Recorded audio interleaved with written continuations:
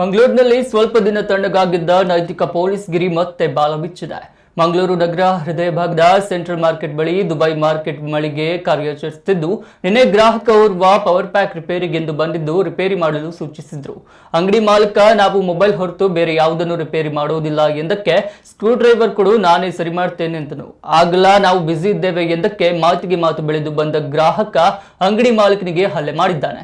ಇದಕ್ಕೆ ಪ್ರತಿರೋಧ ವ್ಯಕ್ತಪಡಿಸಿದ್ದಕ್ಕೆ ಕೋಪಗೊಂಡ ಗ್ರಾಹಕ ತನ್ನ ಗೆಳೆಯರ ಗುಂಪನ್ನು ಕರೆದು ಹಿಗ್ಗಾಮುಗ್ಗ ಥಳಿಸಿದ ಘಟನೆ ನಡೆದಿದೆ. ಹಲ್ಲೆ ನಡೆದ ವಿಡಿಯೋ ಸಿಸಿ ಕ್ಯಾಮೆರಾದಲ್ಲಿ ಸೆರೆಯಾಗಿದ್ದು, ಸ್ಥಳೀಯ ಠಾಣೆಯಲ್ಲಿ ಪ್ರಕರಣ ದಾಖಲಾಗಿದೆ. ಸಂಬಂಧಪಟ್ಟ ಇಬ್ಬರನ್ನ ಬಂಧಿಸಲಾಗಿದೆ. ಉಳಿದವರಿಗಾಗಿ ಹುಡುಕಾಟ ನಡೆಸುತ್ತಿದ್ದಾರೆ.